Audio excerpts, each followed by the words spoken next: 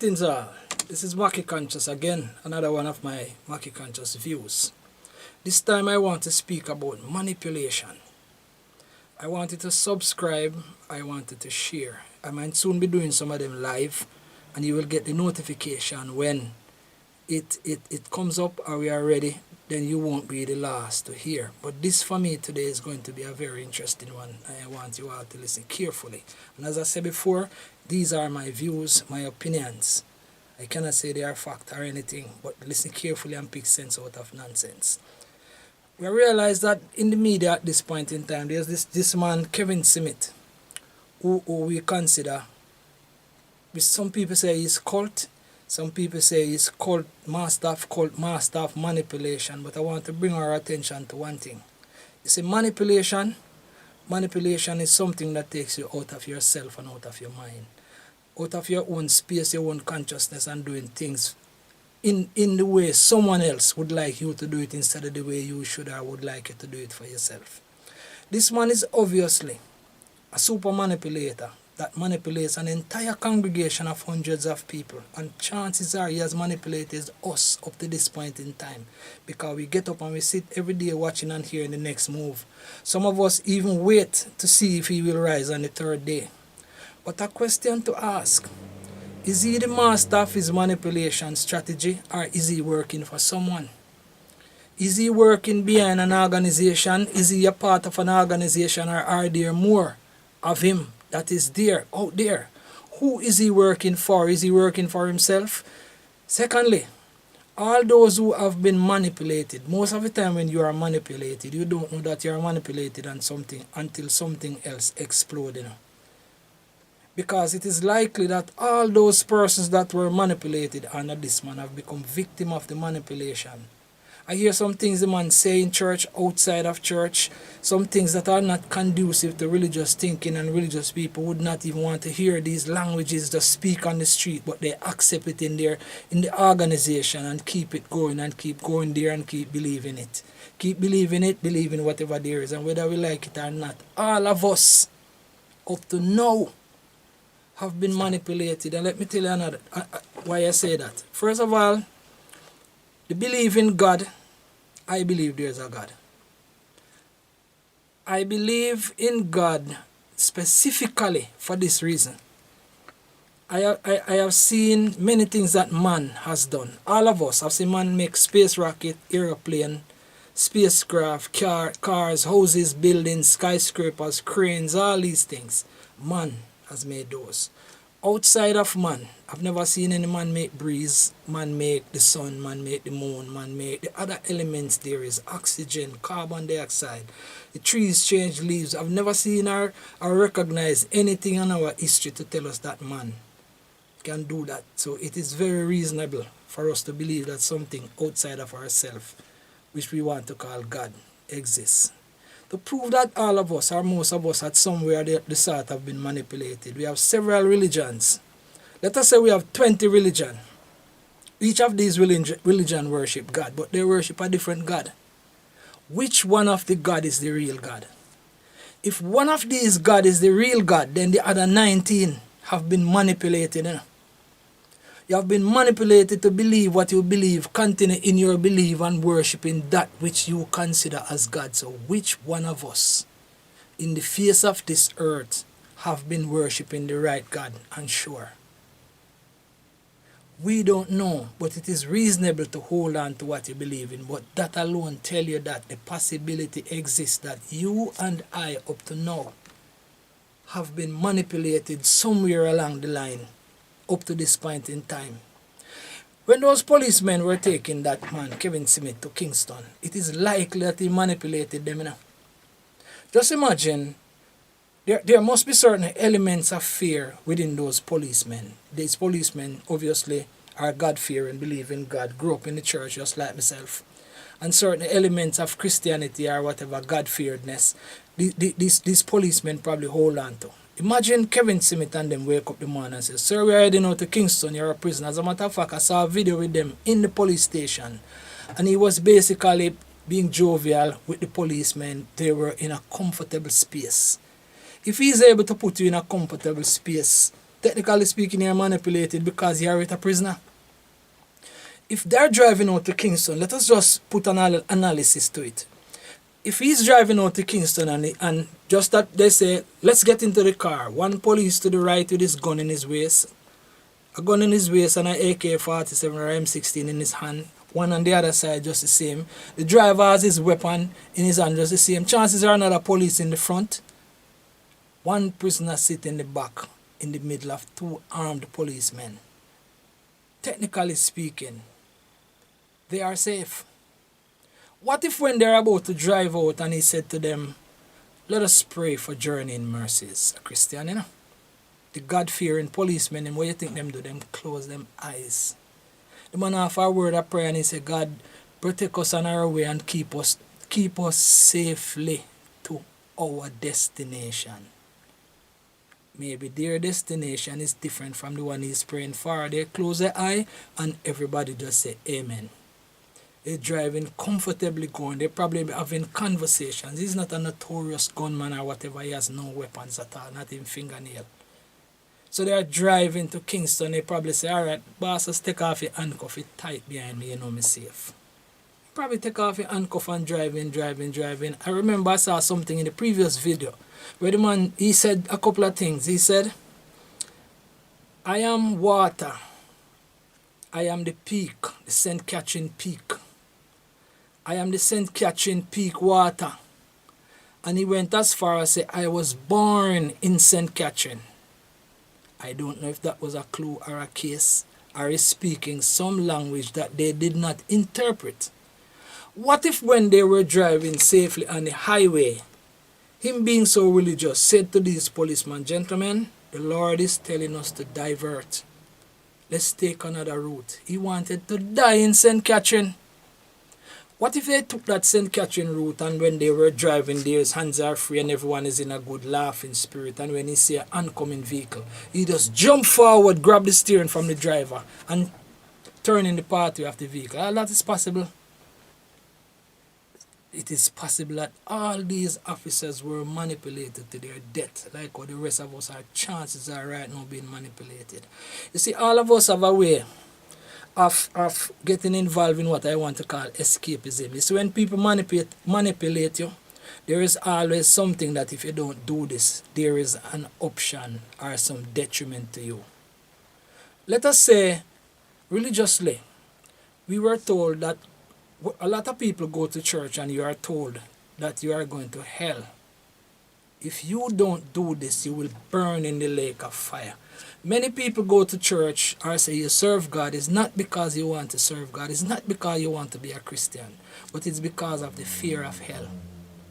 Many people just don't want to go to hell.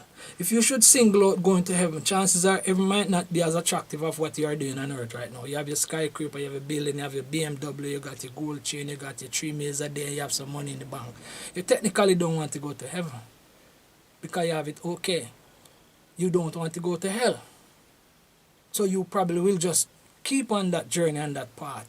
You see, one of the things is because many of us, we want many things that we can possibly do without and live comfortably without.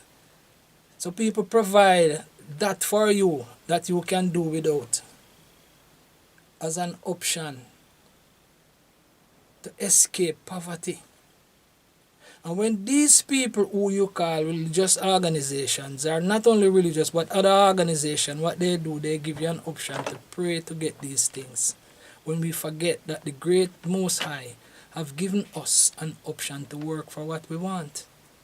It's just like over the creation story. Man was created. Everything was created. Man was created like the trees and the birds and the fishes in the sea. But we forget that we were created with a brain, 2 eyes, 2 hands, 2 feet, 1 nose, 1 mouth. Apart from those who were created, let's say, with a fault, a man who born can't hear, whatever. But the average man, you can hear, you can think. You can scream, you can talk, you can understand. And it's the same reason why things that we want in this life, we work for them.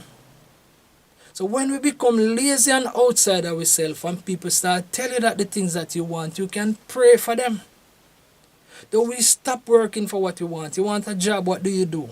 You work, you go and apply for the job.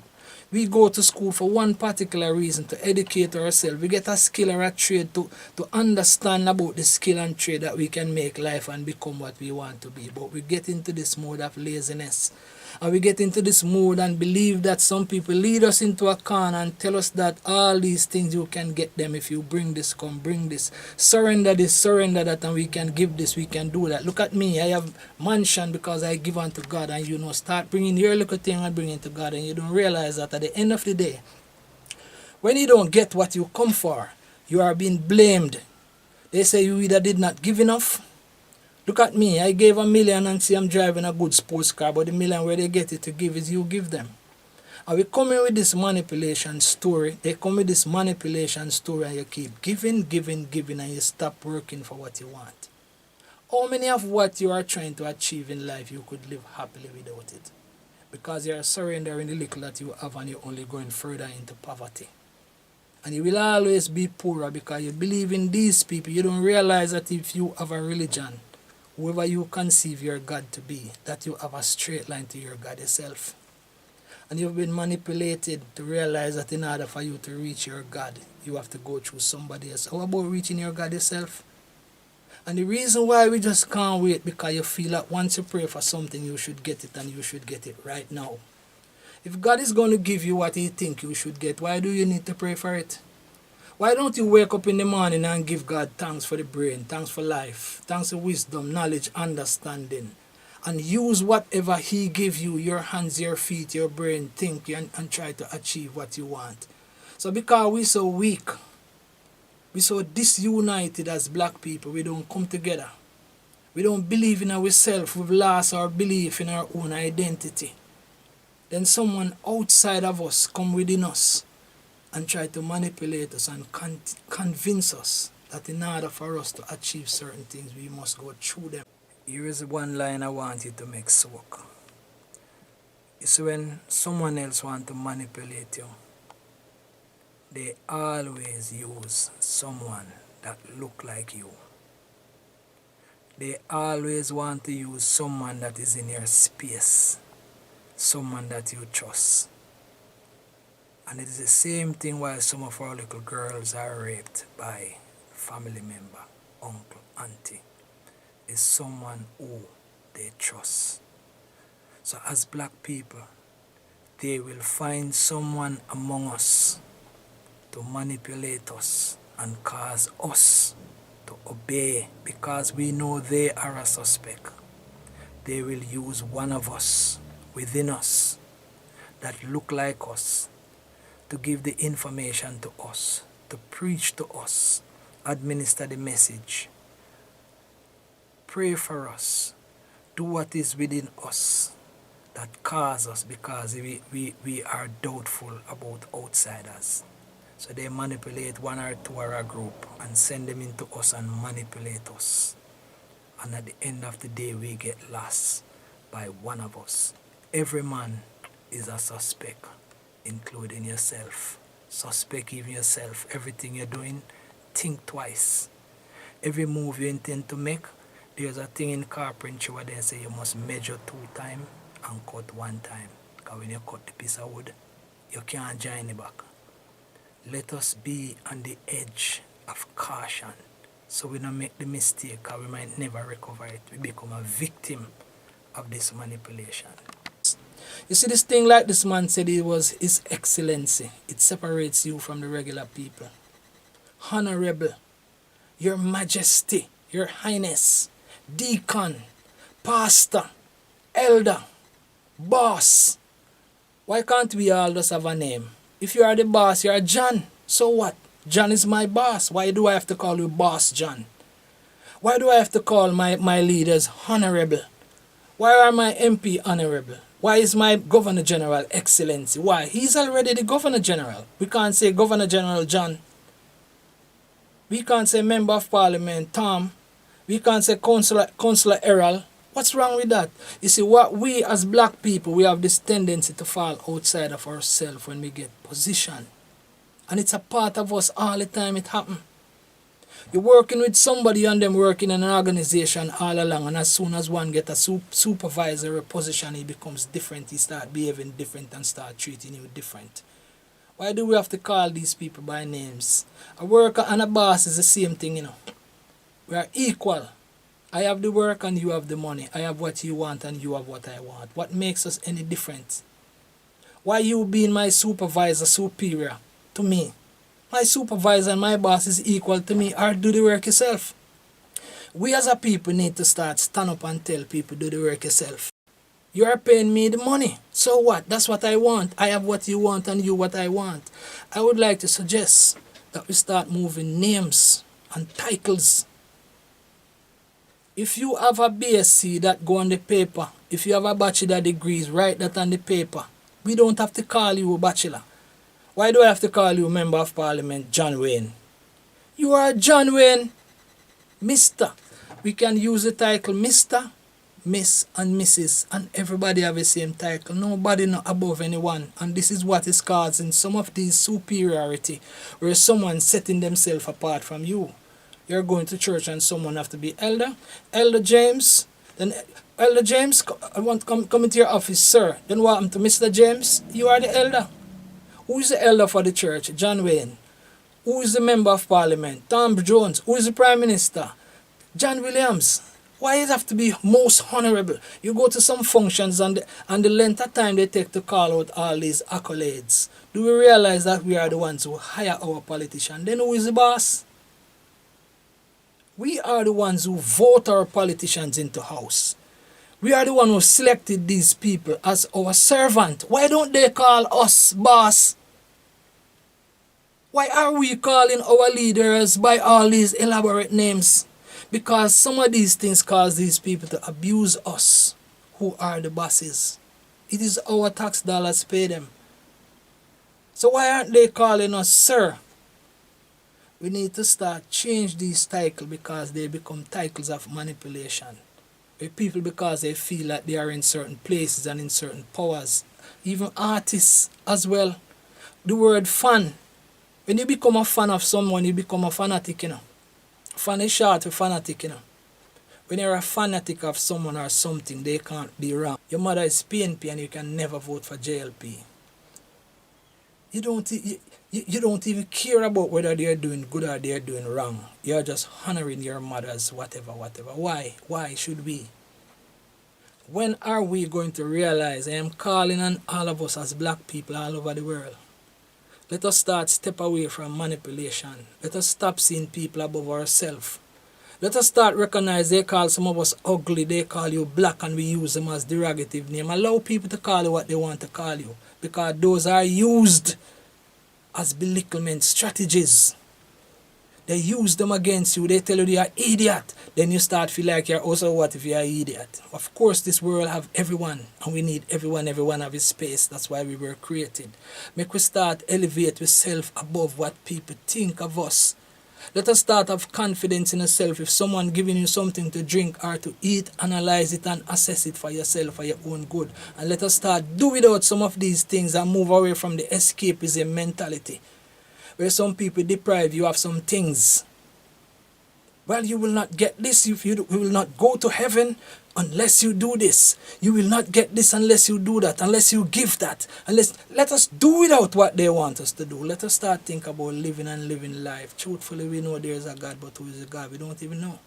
We can wake up every day and live. We can wake up and be kind to each other. Let us be nice to one another, but move away. We are all, including me and you, me too, have been manipulated at somewhere, some stage in our life. Make we wake up and start look out for the manipulators in and around us. Some of us are manipulating even in a relationship. In a relationship and you don't even know that you are manipulated. You are doing some things. Oh, she go left me if me do this. She go left if me do that. That go happen if me do that. Manipulation strategy. Black people, we have been manipulated all along. There are many organizations all over the world that don't really mean nothing to we nor for black people because for a long time this world have been about white and black. White supremacy and people always want to see us under their feet.